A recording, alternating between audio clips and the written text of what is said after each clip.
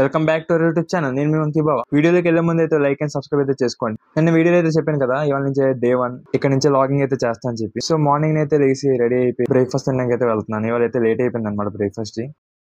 So fast అయితే మెస్కి అయితే వెళ్ళాలన్నమాట, లేకపోతే క్లోజ్ చేస్తాను. నేనే లేట్ అయిపోయింటారు బాబు అంటే మా ఫ్రెండ్ చూడండి ఇంకా లేట్గా వస్తుంది. సో ఫైనల్లీ అయితే లోపలికి అయితే వచ్చాం. మొత్తానికి ఫుడ్ అయితే ఉంది. సో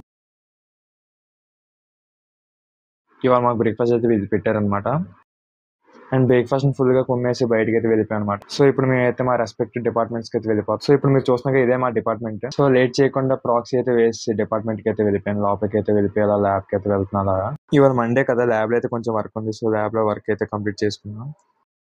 ల్యాబ్ లో వర్క్ కంప్లీట్ చేసుకుంటే ల్యాబ్ మేట్స్ అయితే బయటకు అలా అయితే వచ్చాను. ఏంటి స్పైడర్ వెబ్ లా ఉందనుకుంటున్నారు, ఇదే super academic blog. So lab mates అయితే కొద్దిసేపు రిఫ్రెష్ అయితే అయ్యాం.